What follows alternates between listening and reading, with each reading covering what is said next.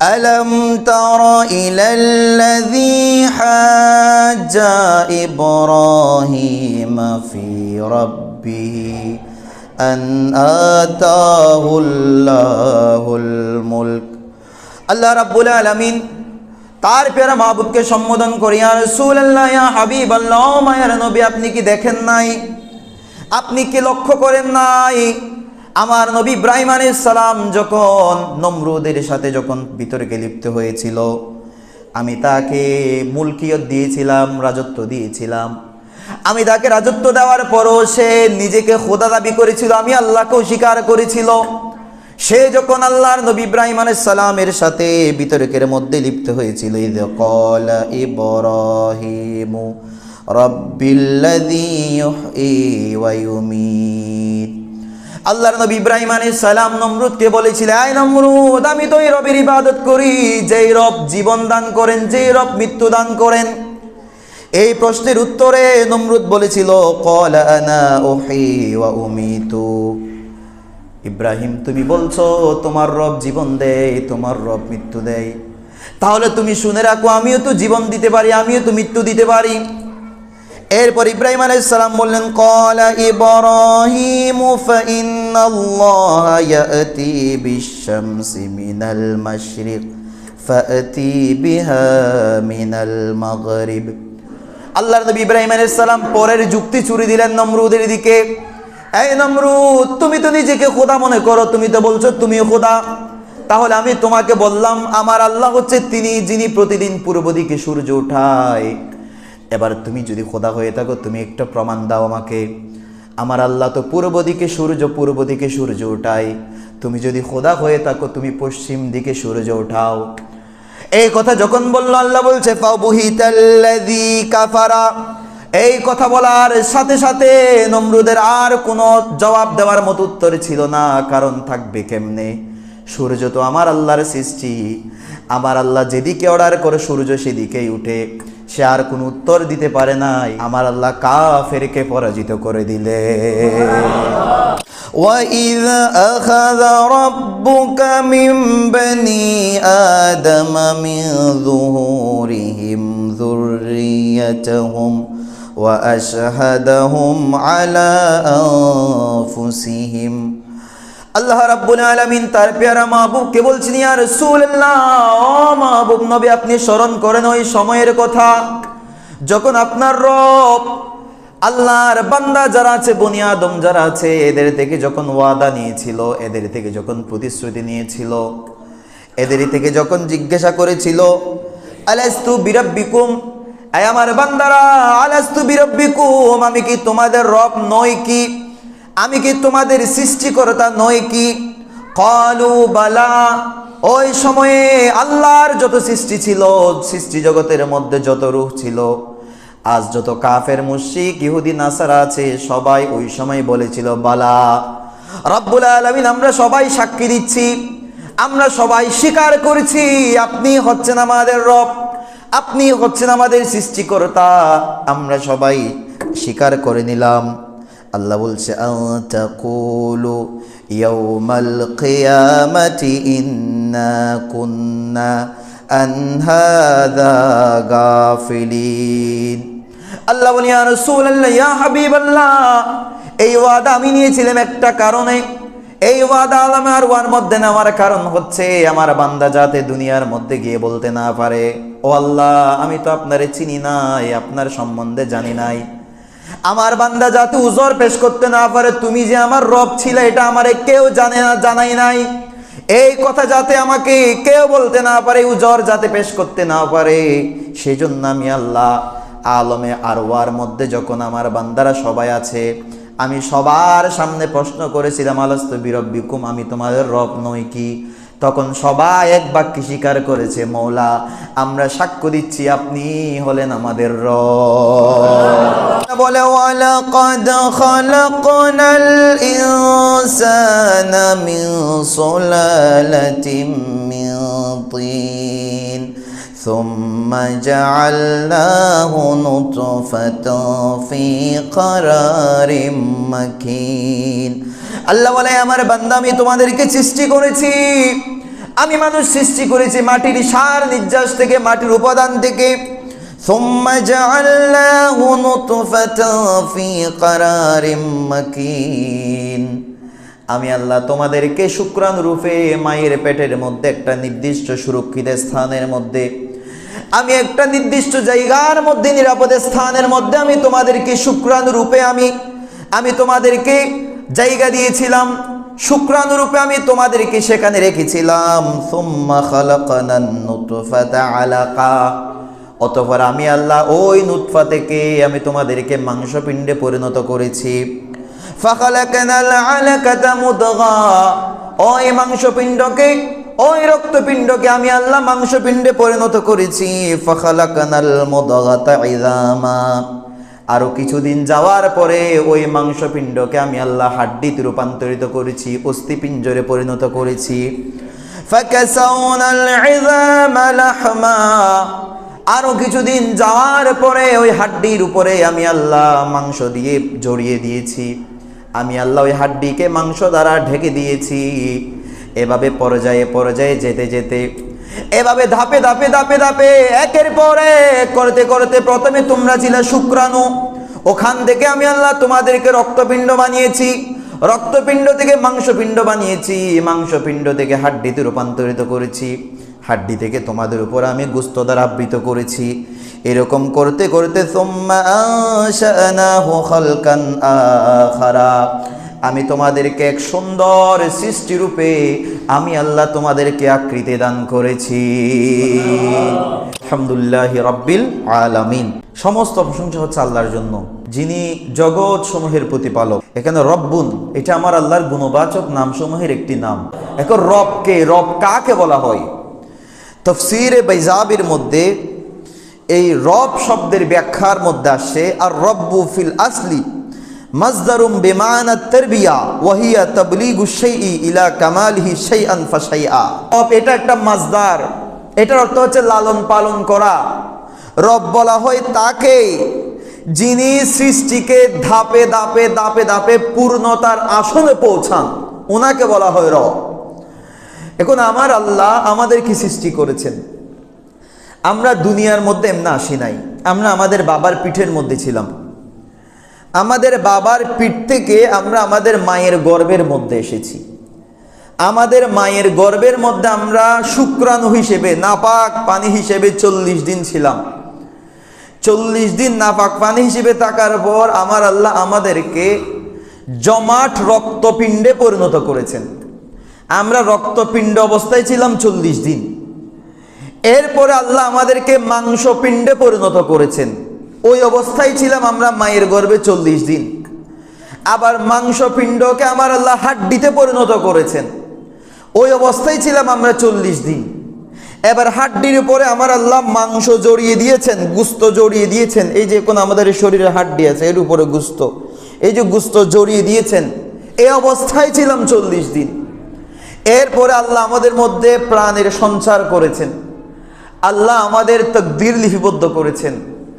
এরপর আস্তে আস্তে আস্তে আস্তে আস্তে আস্তে করে আমরা বড় হয়েছি মায়ের পেটের মধ্যে। 7 মাস, 8 মাস, 9 মাস, 10 মাস থাকার পরে আমরা দুনিয়ার মধ্যে এসেছি।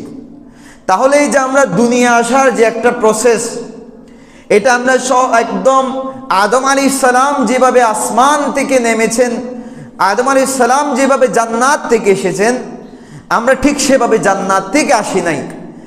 আমরা এসেছি ক্রমান্বয়ে ধাপে ধাপে একটা প্রসেসের মধ্য দিয়ে, একটা সিস্টেমের মধ্য দিয়ে আমরা দুনিয়ার মধ্যে এসেছি। তো এভাবে ধাপে ধাপে ধাপে ধাপে যিনি সৃষ্টিকে পূর্ণতার দিকে পৌঁছান তাকেই বলা হয় রব। সুবহানাল্লাহ বলেন। এটা আমার আল্লাহ, এই যে আমি এই কথাগুলো বললাম, এই কথাটা মেডিকেল সায়েন্স আমাদেরকে এখন জানাচ্ছে যে কতদিন শুক্রাণু অবস্থায় থাকে, কতদিন রক্তপিণ্ড থাকে, কতদিন মাংসপিণ্ড অবস্থায় থাকে, কতদিনে একটা বাচ্চার মধ্যে প্রাণের সঞ্চার হয় গর্ভের মধ্যে। এটা মেডিকেল সায়েন্স আমাদেরকে 1400 বছর পরে জানাচ্ছে।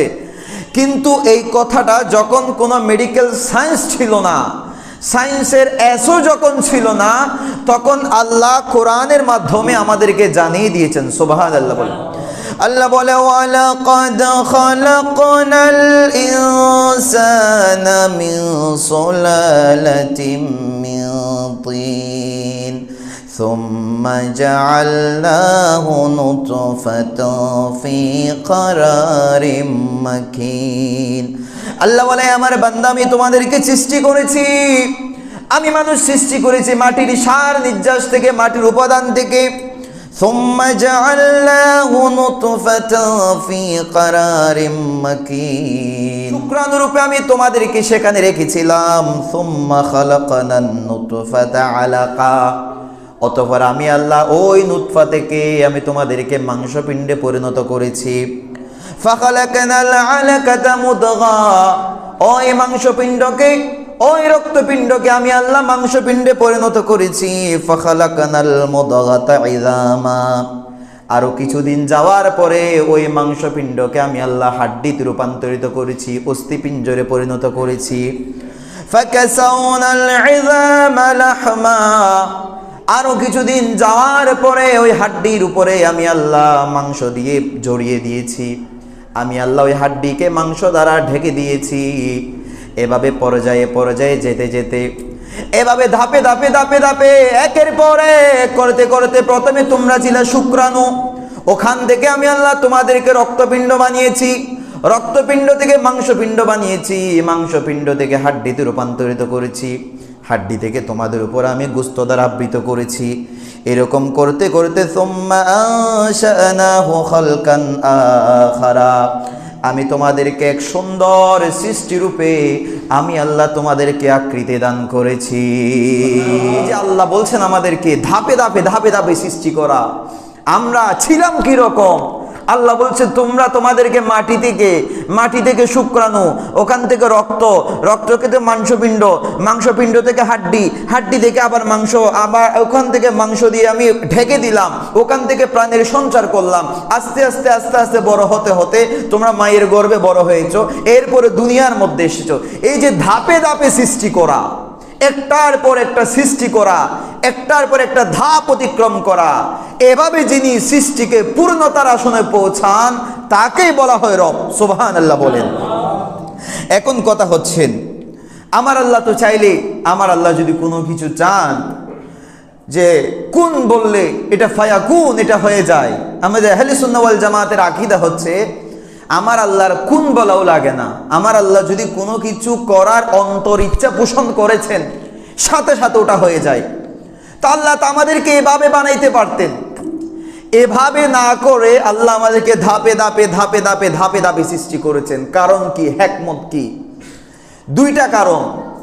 এক নম্বর কারণ হচ্ছে বান্দাদেরকে ধীরস্থিরতা শিক্ষা দেওয়া। যে বান্দা, যেমন আমরা চাইলে কেউ লাভ মেরে ক্লাস 1 থেকে আমরা মাস্টার্সে উঠতে পারবো না, আমাদেরকে ধাপ অতিক্রম করতে হবে। ইবতেদাই ধাপ, দাখিল, আলিম, ফাজিল, কামিল। অথবা আপনি বাংলার দিকে হিসাব করলে জেএসসি, এরপর হচ্ছে এসএসসি, এইচএসসি, ডিগ্রি অথবা অনার্স, মাস্টার্স, আস্তে আস্তে আস্তে আস্তে ধাপ অতিক্রম করতে হয়। এই যে ধারাবাহিকতা, বান্দাদেরকে ধীর স্থিরতা শিক্ষা দেওয়া আরেকটা কারণ হতে পারে। সেটা হচ্ছে হুট করে যদি আপনি কোনো কিছু তৈরি করেন, ওটা যদি চলে যায়, ওটার প্রতি আপনার তেমন একটা মায়া হবে না। কিন্তু দীর্ঘদিন ধরে যে জিনিসটা আপনি তৈরি করবেন, ওটার সাথে আপনার একটা মায়া জমে যাবে। আর আল্লাহ তো আমাদেরকে সৃষ্টি করেছেন বড় মায়া করে। সুবহানাল্লাহ বলেন। তো এটাই বলতে চাচ্ছিলাম যে রব বলা হয় তাকে, যিনি সৃষ্টিকে ধাপে ধাপে ধাপে ধাপে পূর্ণতার আসনে পৌঁছান। এই রব শব্দটা আমার আল্লাহর কাছে এত বেশি প্রিয়, এত বেশি প্রিয়, কোরআনের মধ্যে আমরা অসংখ্য জায়গায় দেখতে পাই যেখানে আমার আল্লাহ নিজের পরিচয় দিয়েছেন রব হিসেবে। সুবহানাল্লাহ। রব্বুল আলামিন যখন আমাদেরকে সৃষ্টি করেছিলেন, আমাদেরকে বডি এরকম, যেই বডি নিয়ে আমরা এখন আছি এরকম বানান নাই। আমরা তখন আলমে আরওয়ার মধ্যে ছিলাম। আমরা দুনিয়ার মধ্যে এসেছি আজ পৃথিবী সৃষ্টির কয় হাজার বছর পরে, কত শত হাজার কোটি বছর পর আমরা কেউ জানি না, এবং কিয়ামত পর্যন্ত এভাবে মানুষ আসতেই থাকবে। কিন্তু আল্লাহ আমাদের রূহগুলা আমাদেরকে দুনিয়াতে পাঠানোর অনেক আগে সৃষ্টি করে ফেলেছিলেন। সুবহানাল্লাহ বলেন। তো আমাদেরকে যখন আমার আল্লাহ সৃষ্টি করেছিলেন, আলমে আরওয়ার মধ্যে ছিলাম, তখন আপনিও ছিলেন সেখানে, আমিও ছিলাম। আপনার বাবা যিনি আজ পৃথিবীর মধ্যে নাই, আপনার দাদার পরদাদার পরদাদার পরদাদা যিনি আজ দুনিয়ার মধ্যে নাই, এমনকি আম্বিয়াই কেরাম যাদেরকে আমরা কোনোদিন দেখি নাই, 1000 বছর আগে ওনারাও ওখানে ছিলেন, আমরাও ওনাদের সাথে ওখানে ছিলাম। এটাকে বলা হয় আলমে আরওয়াহ। মানে আমাদের মধ্যে যে রূহ রয়েছে, ওই রূহ আমার আল্লাহ অনেক আগে সৃষ্টি করে ফেলেছিলেন। ওখানে আমার আল্লাহ আমাদের থেকে একটা ওয়াদা নিয়েছিলেন, একটা অঙ্গীকার নিয়েছিলেন। এখন যেভাবে আমাদের পীর সাহেবরা একটা সমাবেশের মধ্যে, খানাকার মধ্যে বসে এরকম সবার থেকে বায়াত নেই যে তোমরা বলো আমরা আজ থেকে অঙ্গীকার করছি, আমরা আজ থেকে তওবা করছি, আমরা আর আল্লাহ এবং আল্লাহ রসুল নারাজ হই, এই ধরনের কোনো কাজের দিকে যাব না। আমাদের পীর সাহেবরা যেভাবে বর্তমানে বায়াত নেই, সেভাবে আমার আল্লাহ রাব্বুল আলামিন পৃথিবী সৃষ্টির বহু বছর আগে আলমে আরওয়ার মধ্যে সমস্ত বান্দাদের থেকে ওয়াদা নিয়েছিলেন। এটা আমার আল্লাহ সূরা আরাফের 172 নম্বর আয়াতের মধ্যে বড় সুন্দর করে বলছেন। আল্লাহ বলেন, وَإِذْ أَخَذَ رَبُّكَ مِنْ بَنِي آدَمَ مِنْ ظُهُورِهِمْ ذُرِّيَّتَهُمْ وَأَشْهَدَهُمْ عَلَى أَنفُسِهِمْ। আল্লাহ রাব্বুল আলামিন তার প্যারা মাহবুবকে বলছেন, ইয়া রাসূলুল্লাহ, ও মাহবুব নবী, আপনি স্মরণ করেন ওই সময়ের কথা যখন আপনার রব আল্লাহর বান্দা যারা আছে, বনি আদম যারা আছে, এদের থেকে যখন ওয়াদা নিয়েছিল, এদের থেকে যখন প্রতিশ্রুতি নিয়েছিল, এদের থেকে যখন জিজ্ঞাসা করেছিল, আলাস্তু বিরাব্বিকুম, আয় আমার বান্দারা, আলাস্তু বিরাব্বিকুম, আমি কি তোমাদের রব নই কি? আমি কি তোমাদের সৃষ্টিকর্তা নই কি? ক্বালু বালা। ওই সময়ে আল্লাহর যত সৃষ্টি ছিল, সৃষ্টি জগতের মধ্যে যত রূহ ছিল, আজ যত কাফের মুশরিক ইহুদি নাসারা আছে, সবাই ওই সময় বলেছিল বালা। রব্বুল আলামিন আমরা সবাই সাক্ষী দিচ্ছি, আমরা সবাই স্বীকার করছি আপনি হচ্ছেন আমাদের রব, আপনি হচ্ছেন আমাদের সৃষ্টিকর্তা, আমরা সবাই স্বীকার করে নিলাম। আল্লাহ বলছে, আতাকুলু ইয়াউমাল কিয়ামাতি ইন্না কুন্না আন হাযা গাফিলিন। আল্লাহ বলি, ইয়া রাসূলুল্লাহ, ইয়া হাবিবাল্লাহ, এই ওয়াদা আমি নিয়েছিলাম একটা কারণে। এই ওয়াদা আলমে আরওয়ার মধ্যে নেওয়ার কারণ হচ্ছে আমার বান্দা যাতে দুনিয়ার মধ্যে গিয়ে বলতে না পারে, ও আল্লাহ আমি তো আপনারে চিনি নাই, আপনার সম্বন্ধে জানি নাই। আমার বান্দা যাতে উজর পেশ করতে না পারে, তুমি যে আমার রব ছিলে এটা আমারে কেউ জানে না, জানাই নাই, এই কথা যাতে আমাকে কেউ বলতে না পারে, উজর যাতে পেশ করতে না পারে, সেজন্য আমি আল্লাহ আলমে আরওয়ার মধ্যে যখন আমার বান্দারা সবাই আছে, আমি সবার সামনে প্রশ্ন করেছিলাম, আলাস্তু বিরাব্বিকুম, আমি তোমাদের রব নই কি? তখন সবাই এক বাক্যে স্বীকার করেছে, মৌলা আমরা সাক্ষ্য দিচ্ছি আপনি হলেন আমাদের রব। তাহলে আমরা সবাই ওই দিন সাক্ষী দিয়েছিলাম, মৌলা। আল্লাহ বলছে, আলাস্তু বিরাব্বিকুম, তোমরা, আমি কি তোমাদের রব নই? তখন আপনি, আমি, আমাদের পরিবার, আজ আমাদের সমাজের মধ্যে যত কাফির, মুশরিক, ইহুদি, নাসারা, আস্তিক, নাস্তিক যারা আল্লাহকে মানে না, তারাও ওই দিন বলেছিল, মৌলা আপনি আমাদের রব। কিন্তু দুনিয়ার মধ্যে আসার পরে সমাজের বিভিন্ন মানুষের সাথে মিশার কারণে, পরিবেশ পরিস্থিতির কারণে হয় কাফের হয়ে গিয়েছে, হয় নাস্তিক হয়েছে, হয় ইহুদি হয়েছে, হয় নাসারা হয়েছে, কিন্তু সবাই আলমে আরওয়ার মধ্যে সবাই আল্লাহকে স্বীকার করে নিয়েছিল। তো এই আয়াতের মাধ্যমে এখানে আমাদের আলোচ্য বিষয় হচ্ছে এই যে আল্লাহ এখানে নিজের পরিচয় দিয়েছেন। এই আয়াতের মধ্যে আল্লাহ নিজের পরিচয় দিয়েছেন রব হিসেবে, সুবহানাল্লাহ বলেন। এমনকি পবিত্র কোরআনের মধ্যে সর্বপ্রথম সূরা ফাতিহা, এটা আপনি খুলেন, সূরা ফাতিহা যদি আপনি পড়েন, আলহামদুলিল্লাহি রাব্বিল আলামিন। আবার আপনি কোরআনের একদম শেষে যান, সূরা নাস, কুল আউযু বিরাব্বিন নাস।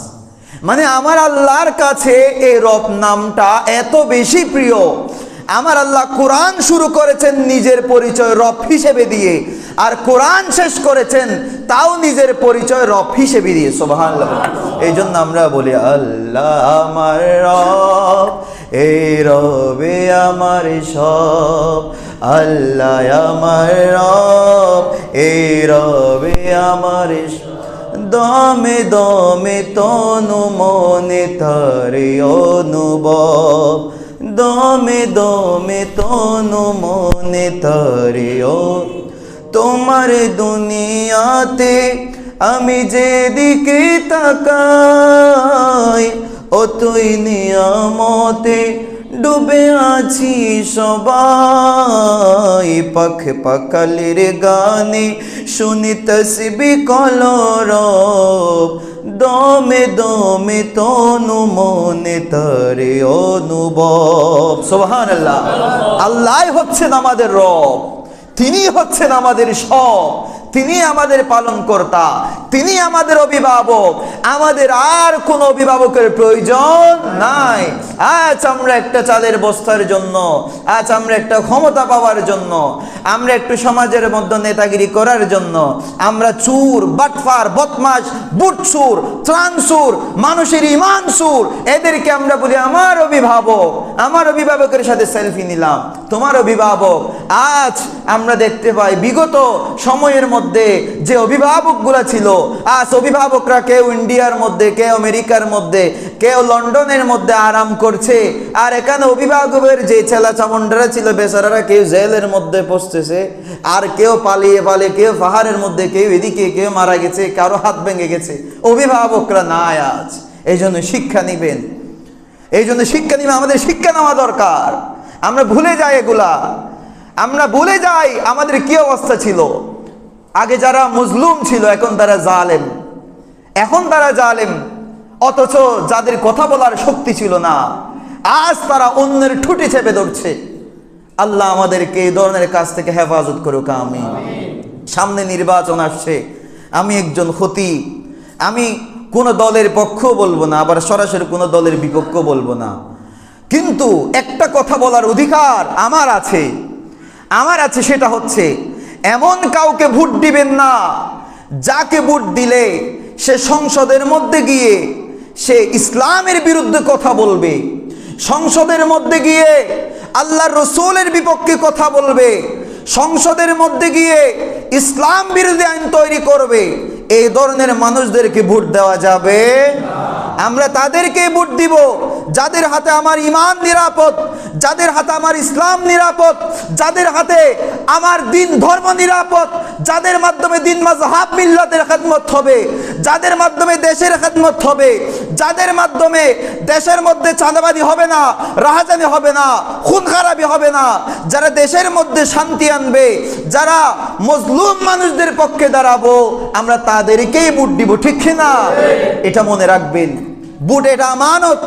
আজ আপনি 500 টাকার বিনিময়ে, 1000 টাকার বিনিময়ে, একটা ইউনিয়নের সেক্রেটারি হওয়ার বিনিময়ে, 10 বস্তা চালের বিনিময়ে আপনি উপজেলা চেয়ারম্যান হওয়ার জন্য, ইউনিয়ন পরিষদের চেয়ারম্যান হওয়ার জন্য আজ আপনি আপনার লিডারের পিছনে ঘুরছেন।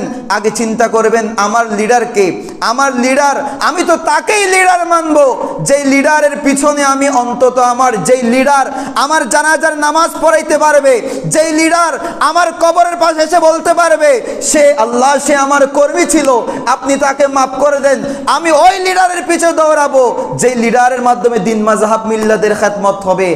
আর আপনি যদি এমন কোন লিডারের পিছনে দৌড়ান যেই লিডার চুরি করে মানুষের ত্রাণের বস্তাগুলো খেয়ে ফেলে, মানুষের ঈমান বিক্রি করে দেয়, ইসলামের বিপক্ষে চলে যায়, এই ধরনের লিডারকে আপনি ভোট দিলে এই ভোটের জন্য আল্লাহর দরবারে আপনাকে জবাবদিহি করতে হবে। ভোট একটা আমানত। আপনি মনে করছেন আমি ভোট দিয়েছি কি হয়েছে, আমি একটা ভোট দিলাম না, আপনার ভোট এটা আমানত।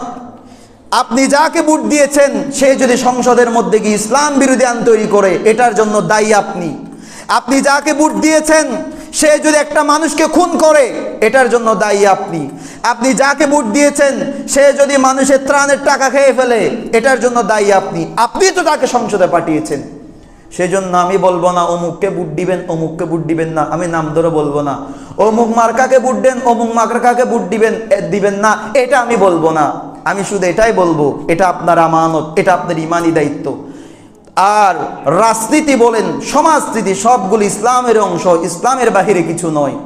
আমরা প্রত্যেকটা কাজ করব আল্লাহ এবং আল্লাহ রসুলের সন্তুষ্টির জন্য, আল্লাহ এবং আল্লাহ রসুলকে রাজি করার জন্য। দুনিয়াও দেখব, আখিরাতও দেখব। আখিরাতকে বাদ দিয়ে দুনিয়ার চিন্তা করলে ওই দুনিয়া আমাদেরকে জাহান্নামের দিকে নিয়ে যাবে।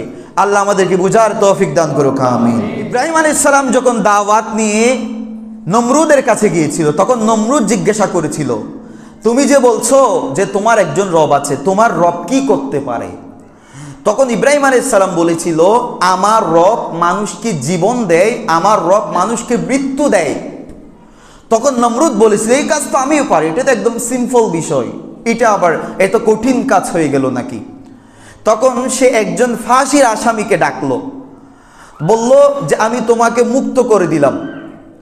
আর একজন নিরপরাধ মানুষকে নিয়ে আসলো, তখন তাকে বলল যে আমি তোমাকে মৃত্যুদণ্ড দিবে, তাকে মৃত্যুদণ্ড দিয়ে দাও। তখন নমরুদ ইব্রাহিম আলাইহিস সালামকে বলল, দেখছেন ওর মৃত্যু হবার কথা, আমি ওকে মুক্ত করে দিয়েছি, তার মানে আমাকে জীবন দিয়েছি।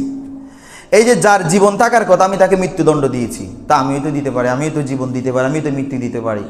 কিন্তু এই বোকা তো বুঝে নাই, আমার আল্লাহ তো জীবন তাকে দেয় যার দুনিয়াতে কোনো অস্তিত্বও ছিল না, সুবহানাল্লাহ বলে। কিন্তু সে তো এটা বুঝে নাই। এবার আল্লাহর নবী ইব্রাহিম আলাইহিস সালাম আরো সুন্দর একটা যুক্তি উপস্থাপন করলেন, যেটা কোরআনের মধ্যে সূরা বাকারার 258 নম্বর আয়াতের মধ্যে আল্লাহ বলছেন, ألم تر إلى الذي حاج إبراهيم في ربه أن آتاه الله الملك।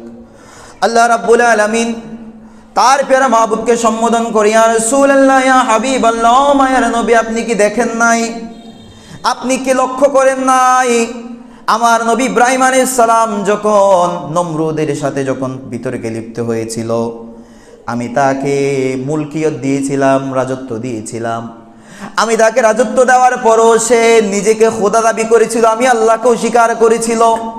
সে যখন আল্লাহর নবী ইব্রাহিম আলাইহিস সালামের সাথে বিতর্কের মধ্যে লিপ্ত হয়েছিল, ইয ক্বালা ইব্রাহিমু রাব্বিল্লাযী ইউহয়ী ওয়া ইউমীত। আল্লাহর নবী ইব্রাহিম আলাইহিস সালাম নমরুদকে বলেছিলেন, আয় নমরুদ, আমি তো এই রবের ইবাদত করি যেই রব জীবন দান করেন, যেই রব মৃত্যু দান করেন। এই প্রশ্নের উত্তরে নমরুদ বলেছিল, ক্বালা আনা উহয়ী ওয়া উমীতু। ইব্রাহিম, তুমি বলছো তোমার রব জীবন দেয়, তোমার রব মৃত্যু দেয়, তাহলে তুমি শুনে রাখো, আমিও তো জীবন দিতে পারি, আমিও তো মৃত্যু দিতে পারি।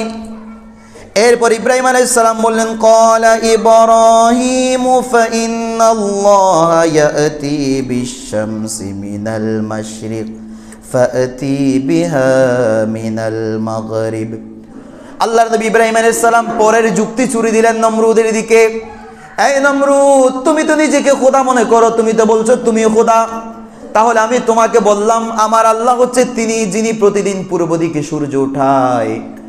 এবার তুমি যদি খোদা হয়ে থাকো, তুমি একটা প্রমাণ দাও আমাকে, আমার আল্লাহ তো পূর্ব দিকে সূর্য ওঠায়, তুমি যদি খোদা হয়ে থাকো, তুমি পশ্চিম দিকে সূর্য ওঠাও। এই কথা যখন বলল, আল্লাহ বলছে, ফাবুহিতাল্লাযী কাফারা। এই কথা বলার সাথে সাথে নমরুদের আর কোনো জবাব দেওয়ার মতো উত্তর ছিল না, কারণ থাকবে কেমনে, সূর্য তো আমার আল্লাহর সৃষ্টি, আমার আল্লাহ যেদিকে অর্ডার করে সূর্য সেদিকেই উঠে, সে আর কোনো উত্তর দিতে পারে না। আমার আল্লাহ কাফেরকে পরাজিত করে দিলে। আল্লাহর নবী মূসা আলাইহিস সালাম যখন ফেরাউনের কাছে গিয়েছিল ইসলামের দাওয়াত নিয়ে, ফেরাউন তখন জিজ্ঞাসা করেছিল যে আপনার রবকে, আপনি তো বলছেন আপনার আরেকজন রব আছে, আমি আপনার রব নয় বলতেছেন, আপনার তো একজন খোদা, আপনার খোদাকে। তখন মূসা আলাইহিস সালাম আল্লাহর পরিচয় দিয়েছিল এভাবে, ক্বালা রাব্বুনাল্লাযী আ'তা কুল্লা শাইইন খালকা সুম্মা হাদা। আমার রব হচ্ছে তিনি যিনি সব কিছুকে, আমাদের জন্য যা কিছু দরকার সব কিছু যিনি প্রদান করেন, খালকাউ সুম্মা হাদা, প্রত্যেক সৃষ্টিকে যিনি আকৃতি দান করেন, এরপর বেঁচে থাকার জন্য যে শক্তি দরকার এটা যে রব দান করেন তিনি হচ্ছেন আমার রব। সুবহানাল্লাহ বলেন। আমার রব আল্লাহ আমাদেরকে শুধু দুনিয়ার মধ্যে দিয়েছেন, পাঠিয়েছেন তা নয়, আল্লাহ আমাদেরকে শিখিয়ে দিয়েছেন কিভাবে বাঁচতে হবে, কিভাবে চলতে হবে। আল্লাহ এটা আমাদেরকে শিখিয়ে দিয়েছেন। তো আলহামদুলিল্লাহ রাব্বিল আলামিন। এরপরে হচ্ছে আর রহমানির রহিম। এখন এখানে মুফাসসিরিন কেরাম এখানে এটার একটা মাদ্দা বের করছেন এই কর্তা, যে আলহামদুলিল্লাহ রাব্বিল আলামিন বলার পরে আল্লাহ আর রহমানির রহিম কেন বললেন? মানুষকে লালন পালন করা, এই যে লালন পালন করা, এটা দুই প্রকার। একটা হচ্ছে বাধ্য হয়ে লালন পালন করা, আর একটা হচ্ছে স্বেচ্ছায় লালন পালন করা। আমরা ভোট দিয়ে প্রধানমন্ত্রী বানাই, ভোট দিয়ে এমপি বানাই, ওরা যদি আমাদের দেখাশোনা না করে পরের বছর আমরা আর ভোট দিব না। আমরা বিদ্রোহ করার মাধ্যমে, আন্দোলন করার মাধ্যমে আমরা তাদেরকে নামিয়ে ফেলি। তো ওরা যে আমাদের দেখাশোনা করে, এটা হচ্ছে বাধ্য হয়ে করা। আমার আল্লাহকে আমাদেরকে বাধ্য হয়ে করেন না। আল্লাহ বলছে আলহামদুলিল্লাহ রাব্বিল আলামিন আর রহমানির রহিম। আলহামদুলিল্লাহ রাব্বিল আলামিন, আল্লাহ আমাদের পালন কর্তা। আল্লাহ আপনি কি আমাদেরকে বাধ্য হয়ে করেন? আমাদেরকে লালন পালন না করলে কি আপনাকে কারো কাছে জবাবদিহি করতে হবে? আল্লাহ বলছে না, আমাকে জবাবদিহি করবেটাকে? আমি তো রব, তো করেন কি জন্য? আর রহমানির রহিম, আল্লাহ বলছে কারণ আমি আল্লাহ তো বড় দয়াবান। সুবহানাল্লাহ বলেন। আর কেমন দয়াবান, কেমন দয়াবান আল্লাহ আমাদেরকে। আমাদের জীবনের মধ্যে আমরা চলার জন্য আমাদের তিনটা জিনিস দরকার। একটা হচ্ছে খাদ্য, আর একটা হচ্ছে পানি, আর একটা হচ্ছে অক্সিজেন। আল্লাহ কেমন দয়াবান দেখেন, খাদ্য, পানি, অক্সিজেন। তন্মধ্যে আরো বেশি গুরুত্বপূর্ণ হচ্ছে পানি এবং অক্সিজেন। কারণ আপনি খানা না খেয়ে অনেক দিন বাঁচতে পারবেন, কিন্তু পানি না খেয়ে, নিঃশ্বাস না নিয়ে বেশি বাঁচতে পারবেন না। একটা মানুষ সর্বোচ্চ 4 মিনিট 5 মিনিট পর্যন্ত নিঃশ্বাস না নিয়ে থাকতে পারে, কিন্তু এর বেশি থাকতে পারে না, সে মারা যাবে।